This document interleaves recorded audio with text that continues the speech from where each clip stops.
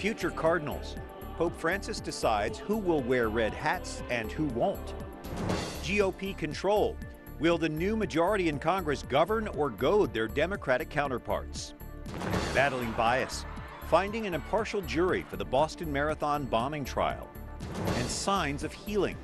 Hope in Ferguson amidst the pain of protests. Those stories and more on EWTN News Nightly for Monday, January 5th, 2015.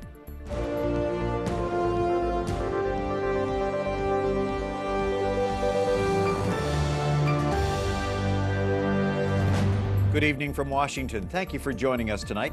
I'm Brian Patrick with your news now. For the first time in nearly a decade, Republicans will control both the House and the Senate as the new Congress convenes tomorrow. Chief White House correspondent Susanne LaFrankie has a preview for us tonight. Well, House Speaker John Boehner will have a commanding majority, the largest for the GOP in 84 years. The question, will Republicans take advantage of their majority and pass legislation or continue with partisan bickering? Today marks the beginning of the fourth quarter of his presidency. A sports analogy is how White House Press Secretary Josh Earnest described the last 2 years of President Obama's second term. However, getting what he wants done may be more daunting as he faces a Republican-controlled Congress. Voters are still very skeptical about whether Republicans can govern responsibly, can govern effectively, and I think what McConnell and Boehner are trying to do is show voters that they can have confidence in Republicans because they believe, now not everybody agrees with this, but Boehner and McConnell believe that if voters have confidence in Republicans, they will have more support to enact conservative reforms. The GOP will have significant majorities, 54 seats in the Senate and 247 in the House. For the first time since Obama took office in 2008, Republicans have an opportunity to pass laws. Their legislative priorities include passage of the controversial Keystone XL pipeline, overhauling the tax code, creating jobs, trade initiatives, and rescinding some provisions of the Affordable Care Act. The majority of Republicans that are going to serve in this Congress would like to pass law. They'd like to at least force the president to veto legislation so that they can set up a contrast and a debate about where they stand versus where he and the Democrats stand. It was clear at today's White House briefing the threat of presidential executive action still looms. We're going to look for opportunities to work with Republicans to make progress on those priorities. And where Republicans don't agree, you're going to see the president take decisive action to make progress on his own where he can. President Obama has the power to veto any law that makes it to his desk, an action he has only taken twice in the last 6 years. Political pundits say expect more use of that veto pen in the next 2 years. Brian. All right, thanks, Susanne LaFrankie at the White House tonight.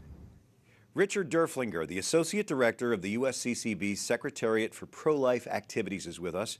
Richard, you've spent more than 3 decades on the Hill advocating. What do you see as the top pro-life issue before this new Congress? I think the most urgent challenge is to pass improved conscience protection for people who don't want to be forced to be involved in abortion or to be involved in having to purchase abortion in their health coverage. What was once known as the pro-choice movement is, if it ever was, it is not pro-choice now. They want to force other people who object to these things for moral or religious reasons to actually act as though they believe in abortion, and we need better laws at the federal level to protect people from that kind of coercion. Yeah, they hijacked that word choice, and now it's quite obvious. Has the pro-life battle changed? It doesn't seem like we're really fighting to overturn Roe v. Wade anymore. We're fighting for conscience rights and ultrasounds and things like that. Has it changed, and why? I think what's happened is that people have realized this is going to be a very long battle, and that the steps to correct the bad Supreme Court decision we had in 1973 is going to have to be in, if you will, baby steps. And so the laws that allow women to see an ultrasound before they have an abortion, the bans on public funding of abortion, these all have an effect on the abortion rate, and they help to, they symbolize that this is not just another procedure. There's something there. There's someone there besides you that is involved in this procedure. And all of that leads us to the day when we can really create a more completely pro-life society. And of course, pro-life is much broader than simply abortion. Let's talk about assisted suicide. There are a lot of states now that are probably considering this after the Brittany Maynard debacle, if you will. New Jersey is really the first of which you think will probably be several this year. What do you think of that legislation? Yeah, that bill to legalize assisted suicide in New Jersey has passed the state assembly, and it's before the state senate, maybe for a vote as early as this month. It's a deception. It has all kinds of safeguards, none of which actually work. People can get lethal drugs and be moved toward committing suicide, even if they are clinically depressed, which most people who want to commit suicide are, including people with serious illnesses.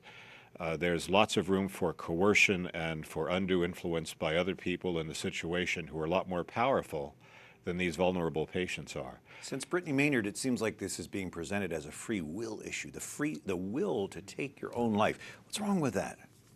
Well, it's that the choice is not necessarily going to be the choice of the patient. And Brittany Maynard was a young woman who I'm sure was very used to having lots of very clear thoughts about what she wanted.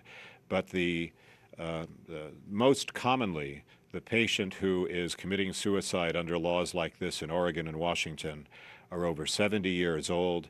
They're frail, they're vulnerable, and they say they're doing this many cases because they feel they have become a burden on others. And I think they picked up that idea from those others who are seeing them as a burden on the rest of us.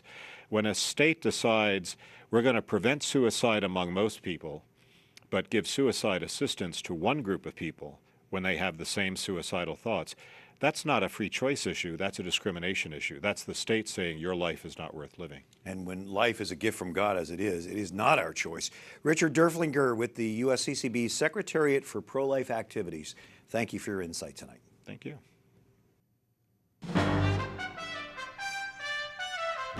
Now, some of the other stories our EWTN News Nightly team has been covering in today's world.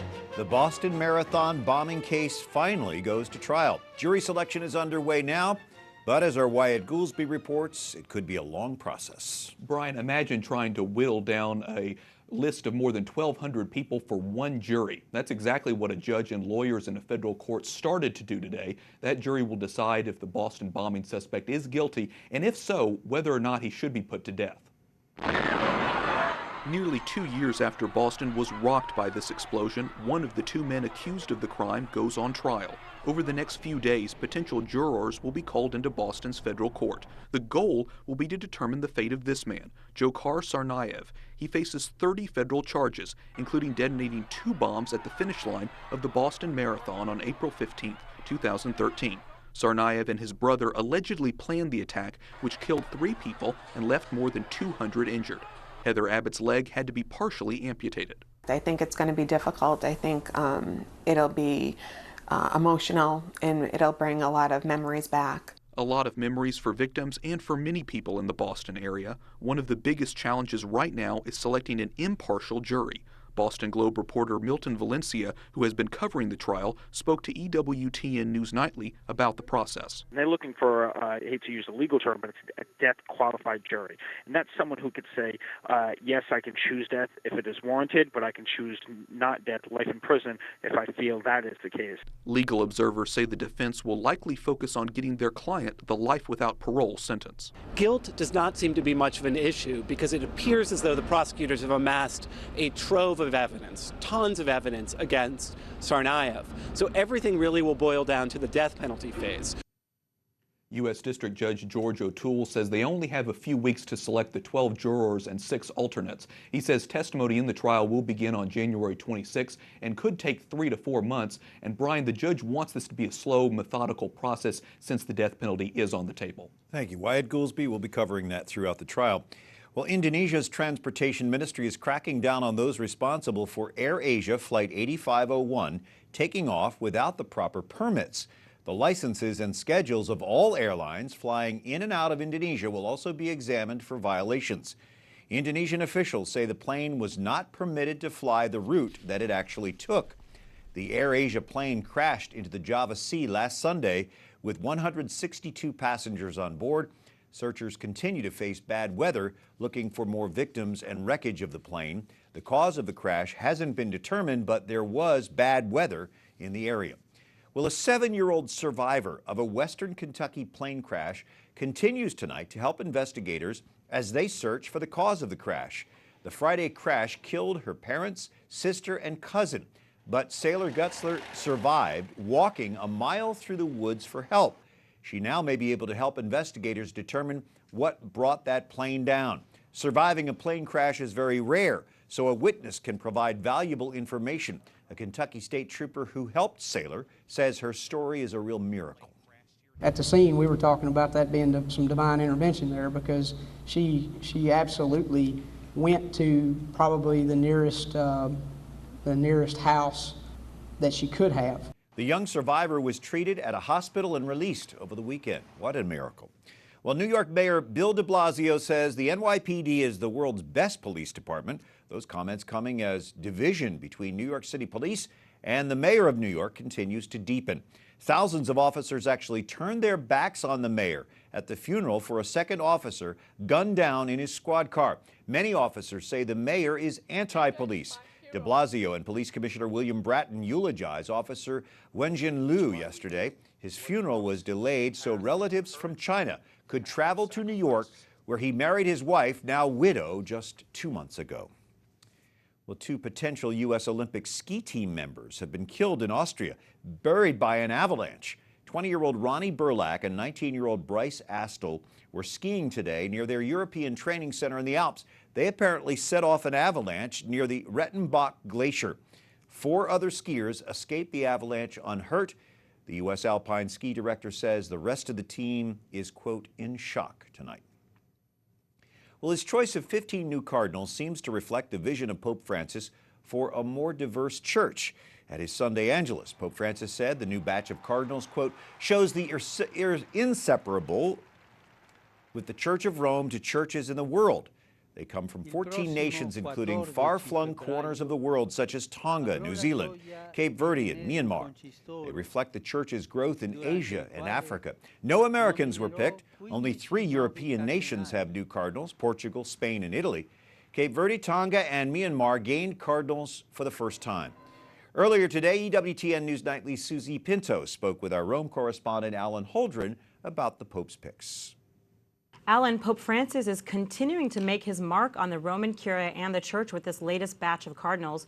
What stands out to you about the new red hats?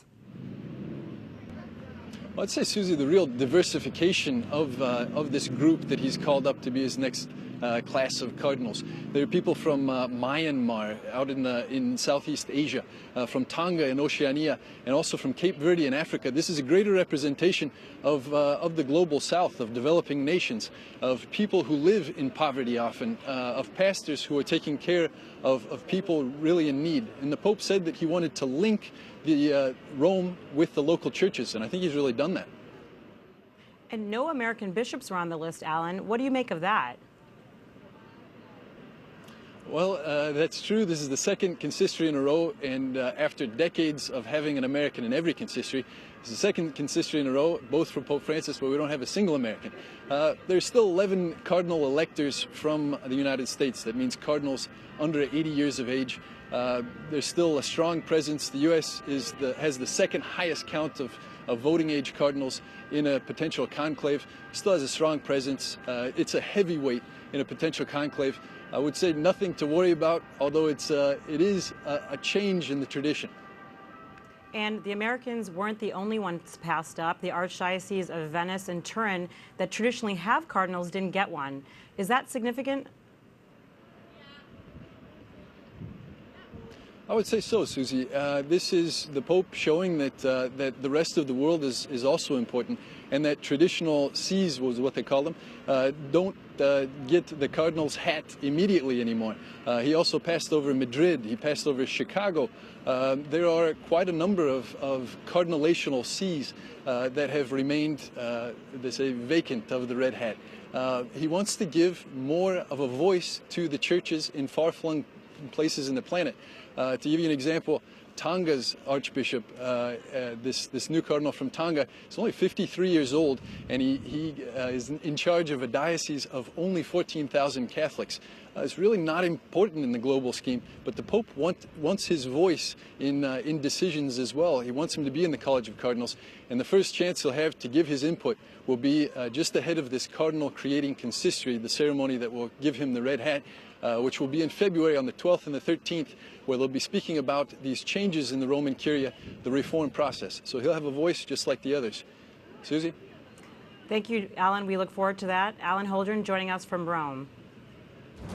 Coming up, it is now legal for gay couples to marry in 36 states. Florida, the latest to redefine marriage.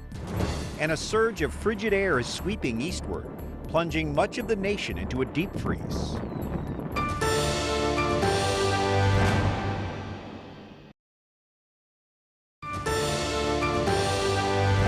On Monday, January 5th, 2015, thanks for joining us. I'm Brian Patrick.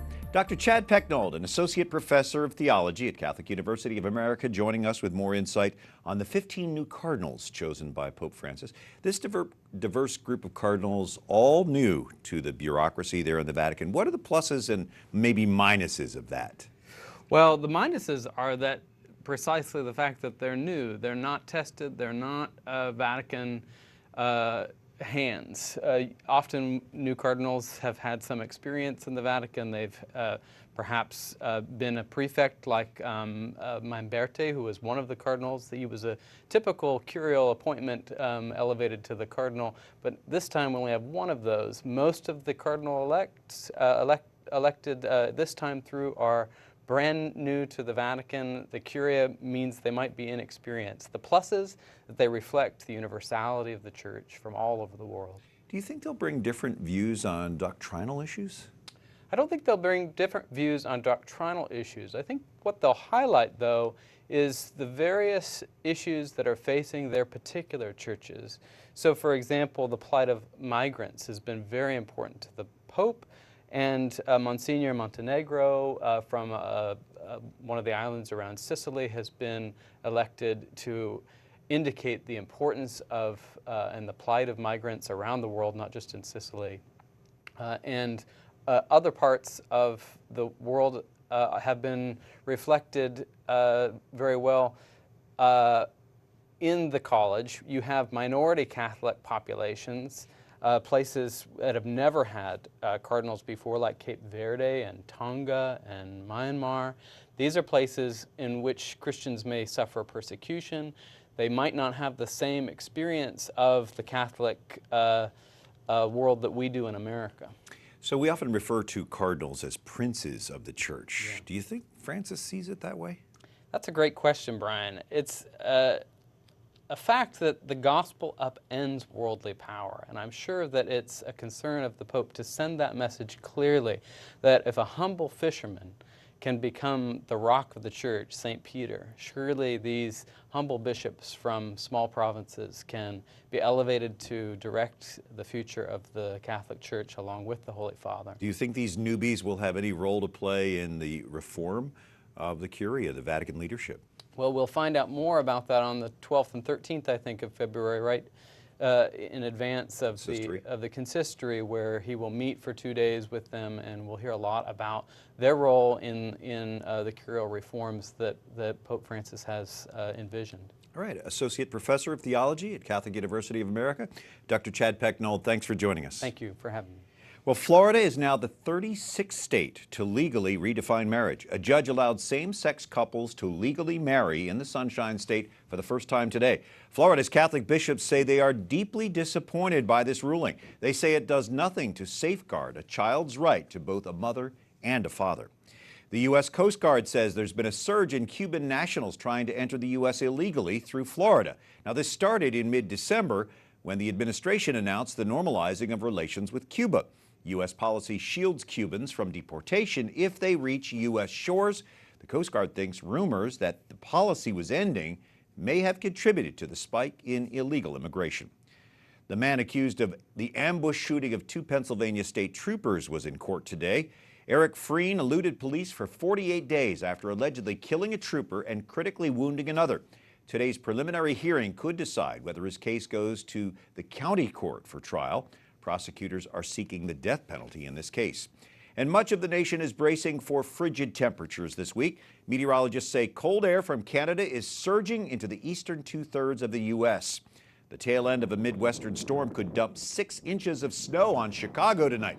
The Windy City woke up to minus 10 degrees this morning, but that pales in comparison to temps between 20 and 50 below in North Dakota and Minnesota. In fact, as far south as Atlanta, temperatures will dip into the teens later this week. The CDC has confirmed that the flu is running rampant in 43 states, but may peak soon. The season started early again this winter, as it has in the past 2 years. Experts recommend people 65 and older get flu shots if they haven't already. Seniors are at higher risk for developing complications from flu. Up next, business leaders in Ferguson, Missouri take the high road. And a glimpse into the future. Tech gadgets lure innovators to Vegas.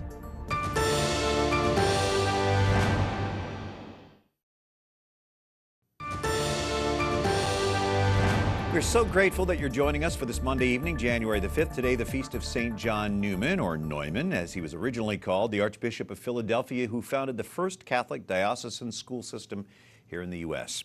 Well, despite some lingering anger and mistrust, there are signs of hope now appearing in Ferguson, Missouri. Catherine Szeltner reports on a business owner who is reinvesting in the community. Let's go! The motto at BKM Fitness Boot Camp has taken on new meaning in recent months. And residents will drive by and they'll blow at it saying, yeah, we will survive, we will survive. All over Ferguson, Missouri, signs of healing, but also evidence that the fires of November still smolder. Lingering anger over a grand jury's decision not to charge a white police officer in the shooting death of 18-year-old Michael Brown boiled over during a recent meeting of the governor's Ferguson Commission. We're not going to keep standing for this. We're going to stand up for our race. Stick together. We're going to stand up for what's right in America. Activists held a mock tribunal for former officer Darren Wilson, who shot the unarmed Brown. Now, we can talk all day, but Michael Brown ain't coming back. So we talk about it and mourn about it, but what are we going to do about it? Ferguson officials are working to restore confidence in the police force. They're deploying body cameras and offering incentives to attract minority cadets. Everyone's committed to making those changes, to talking about how we can move forward better, how we can be more inclusive, and how we can bring the entire city, up out of this tragedy. That means rebuilding the city's image as well as its infrastructure. Volunteers at the I Love Ferguson store have shipped merchandise to every state and about 36 countries. It's like getting a big hug from everybody in the world. All profits will go toward grants to help local business owners rebuild. People like Juanita Morris. This is all that's left. For 28 years of business. But with donations pouring in from around the country, she plans to rebuild. I'm getting up. I'm not going to fall. I'm not going to stay down. As for the people of Ferguson, they hope the changes will be more than mere window dressing. The Archdiocese of St. Louis is planning a Faith in Ferguson event tomorrow to continue praying for justice, peace, and charity. A spokesperson for the Archdiocese told me today that Brian, prayer is a powerful resource for the community. Thanks, Catherine. Yes, prayer is the answer. Well, more than 150,000 tech innovators are flocking to Las Vegas this week. They're coming for the annual International Consumer Electronics Show. It is the largest trade show in the Americas. There are more than 2 million square feet of exhibit space. That's about the size of 35 football fields. Well, this year's big trends include adding the internet to everyday products such as cars and appliances. There's even smart clothing. Well, now you've got clothing with sensors built in. You've got clothing that can get cooler as your body gets warm. You've got clothing that can tell you, monitor your heart if you're a cardiac arrest person, or if you're a diabetic, to tell you the level of your blood sugar. For the first time ever, there's an exhibit area exclusively for drones and other unmanned vehicles. And thousands of young adults were in Nashville over the weekend for the Seek 2015 conference. It's organized by Focus, the Fellowship of Catholic University Students. EWTN was there, and many of the young adults shared what they love about the Global Catholic Network. The EWTN app is quite popular, and some really enjoy watching Mother Angelica live classics, don't we all? One young man shares, "I love EWTN because it led to my conversion and my path in seminary." On that note, until tomorrow, we encourage you to like us on Facebook, follow us on Twitter, download the EWTN app, and watch again anytime you like on EWTN's YouTube page. For all of us here at EWTN News Nightly, I'm Brian Patrick. Thank you for watching on this Monday night. Good night, and may God bless you.